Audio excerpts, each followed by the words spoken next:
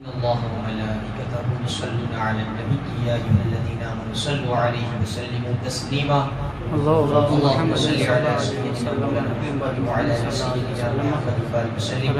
صلاة وسلام عليك يا رسول الله صلی اللہ تعالی علیہ وسلم۔ جیسا کہ آپ حضرات کو معلوم ہے، مرحوم حاجی اسماعیل بھائی بمو سروالا عرف بابر ماسٹر، ان کی زیارت کی فاتحہ خوانی ہے، اور خصوصی طور پر ان کے لیے اور عمومی طور پر آپ سب کے ہم سب کے مرحوموں کے ایصال ثواب کے لیے ہے، کیونکہ ایصال ثواب یہ ایسی چیز ہے جس کی ضرورت مرنے کے بعد بندے کو پڑتی ہے، اور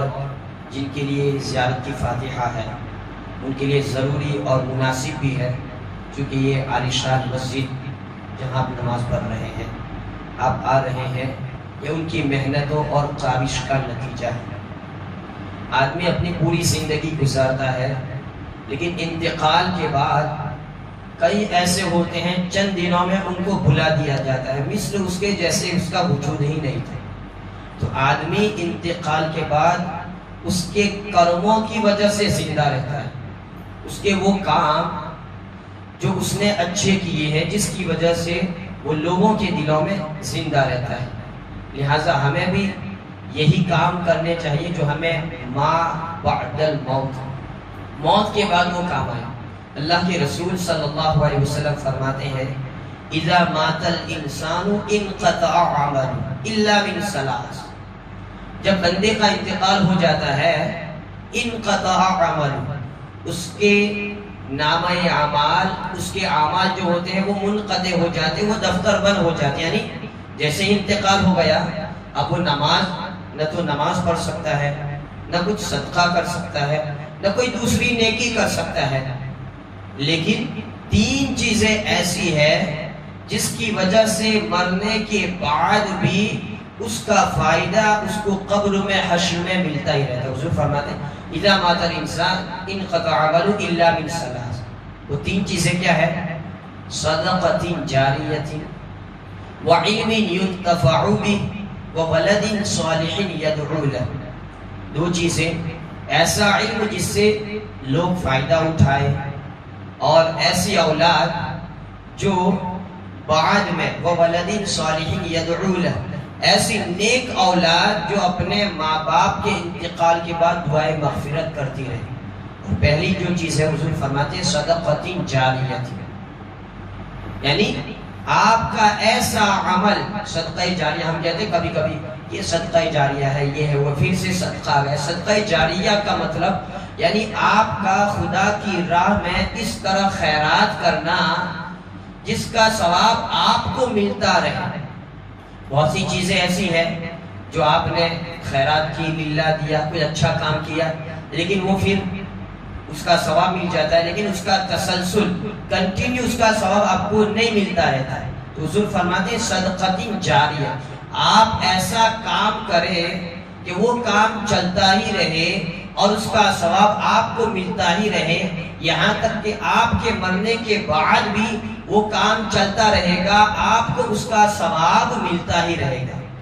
لہذا آدمی اپنی زندگی میں ایسے کام کر کے جائے جس کا ثواب اس کو ملتا رہے اور ایصال ثواب پہنچتا رہے، اس کے درجات بلند ہوتے رہے، اس کے گناہ معاف ہوتے رہے۔ تو جس کے لیے ہم نے یہ محفل رکھی ہے، جناب بابر مستر صاحب، انہوں نے ایسے ہی کچھ کام کیے ہیں جو میری معلومات میں ہے، ورنہ اللہ اور اس کے رسول صلی اللہ علیہ وسلم بہتر جانتے ہیں۔ تو یہ جو عالیشان مسجد ہے، اس کے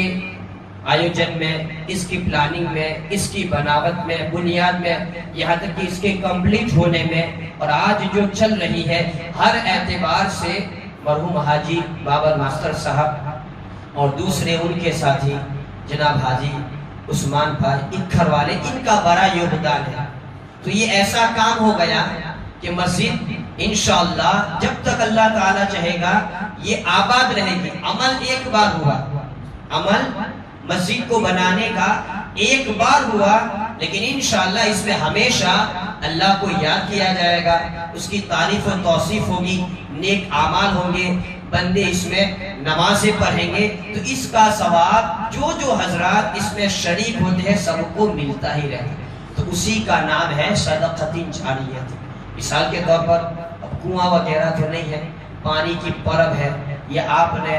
ایسا ہیڈ پمپ یا ایسا کوئی کام کر دیا جو چلتا رہے، تو بندے کے انتقال کے بعد بھی اس کا ثواب اس کو ملتا ہی رہتا ہے۔ لہذا جو بھی حضرات ایسے کاموں کے پیچھے لگے رہتے ہیں وہ ایسا نہ سمجھے کہ آپ کا وقت ضائع ہو رہا ہے، انشاءاللہ العزیز اس کا بدلہ اللہ تبارک و تعالی آپ کو دنیا میں بھی دے گا، اور جب آپ کے لیے اگر کوئی دعا کرنے والا نہیں رہے گا اس کے باوجود اس کا ثواب قبر میں بھی ملتا ہی رہے گا۔ اسی کو کہتے ہیں صدقۃ جاریہ، صدقہ جاریہ۔ بہرحال اور اگر خاص مسجد کی بات کریں تو اللہ کے رسول صلی اللہ علیہ وسلم فرماتے ہیں من بنا مسجدا یبتغی بہ وجہ اللہ بنا اللہ لہ بیتا فی الجنہ، جس نے خدا کی رضا کے خاطر اللہ کا گھر بنایا، مسجد بنائی، بنا اللہ لہ بیتا فی الجنہ، جس نے یہاں خدا کا گھر بنایا اللہ تبارک و تعالی جنت میں اس کا گھر بنائے گا۔ یہ متفق علیہ حدیث، یعنی بخاری شریف اور مسلم شریف میں یہ حدیث انہی الفاظوں کے ساتھ موجود ہے۔ اور اگر دوسری حدیث کی کتابوں میں آپ ایسا نہ سوچیں کہ مسجد بنانے کا مطلب آپ عالی شان پوری مسجد بنا دیں، دوسری حدیث میں ہے صغیرن کانا کبیرن، چاہے وہ مسجد چھوٹی ہو چاہے بڑی ہو۔ ایک حدیث میں تو ہے کہ اگرچہ چیڑیا جو پرندہ ہوتا ہے اس کا گھونسلہ کتنا چھوٹا ہے، اگر اس کے برابر بھی، تو خلاصہ کلام یہ ہے کہ اگر کسی نے مسجد کی بناوٹ میں، مسجد کے بننے میں اگر ایک اینٹ جیسا بھی خرچہ کیا ہے، صدقہ کیا ہے، بنا اللہ لہ بیتا فی الجنہ، اللہ تعالیٰ اس کے عوض میں بھی جنت میں اس کا گھر بنا دے گا۔ یہ مسجد بنا، چونکہ جہاں پر خدا کو یاد کیا جائے، خدا کا ذکر ہوتا رہے، تو الحمدللہ آپ حضرات بھی لگے ہیں، جڑے ہیں، اور خاص طور پر مرحوم حاجی بابر ماستر صاحب اور ان کے دوست اور حاجی عثمان بھائی گھر والے، اللہ تبارک و تعالی ان کو صحت و تندرستی عطا فرمائے، ان کی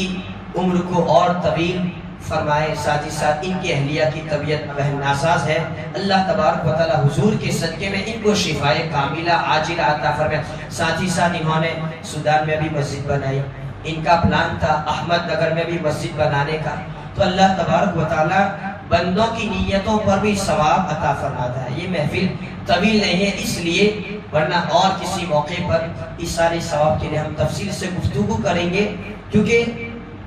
جیسے ہی بندے کی پیشی خدا کی بارگاہ میں ہوگی تو سب سے پہلے کیا پوچھا جائے گا؟ لا تزول قدم عبدی یوم القیامہ، یعنی پاؤں بھی ابھی اس کو رکھنے کا موقع نہیں ملے گا، حتی یسأل، لیکن سب سے پہلے 5 چیزوں کے بارے میں اس کو پوچھا جائے گا۔ لا تزول قدم عبدی یوم القیامہ حتی یسأل عن عمرہ فیما افنا، اللہ تعالیٰ نے تمہیں یہ زندگی عطا فرمائی، وہ زندگی تم نے کس میں گزاری، یہ سوال کیا جائے گا۔ وعن علمہ فیما فعل، اگر اللہ تعالیٰ نے تمہیں علم عطا فرمایا اس علم کے مطابق تم نے کیا عمل کیا۔ وعن مالہ من این اکتسب وفیما انفق، اللہ تعالیٰ نے اگر تمہیں مال و دولت سے نوازا ہے تو پوچھا جائے گا وہ مال تم نے کہاں سے حاصل کیا، اور اس کے بعد پوچھا جائے گا وہ مال تم نے کہاں پر خرچ کیا، آنے کا راستہ بھی اور جانے کا راستہ بھی، اور پھر آخر میں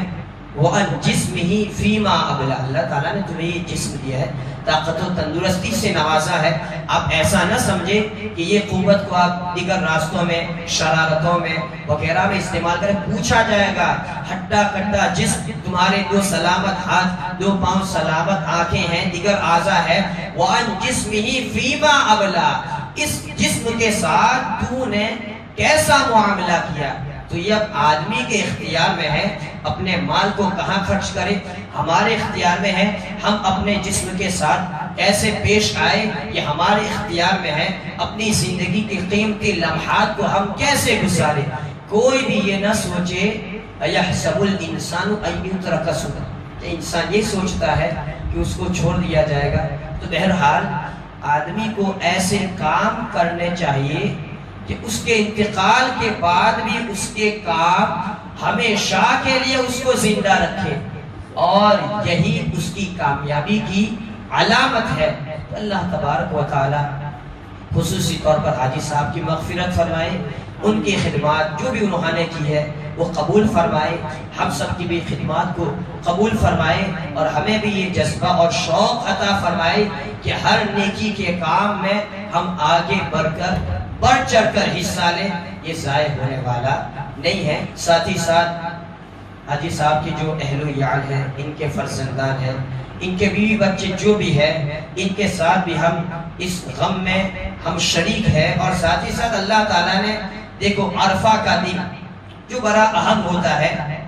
9 ذی الحجہ کا دن عرفہ کا دن کہا جاتا ہے، وہ بڑا اہم ہوتا ہے۔ تو اللہ تبارک و تعالیٰ نے اس دن ان کے لیے یہ موت یعنی یہ وقت، تو یہ بھی ایک کامیابی کی علامت ہے۔ بہرحال آپ کا کوئی بھی نیک کام ضائع ہونے والا نہیں ہے۔ وآخر دعوانا الحمدللہ رب العالمین۔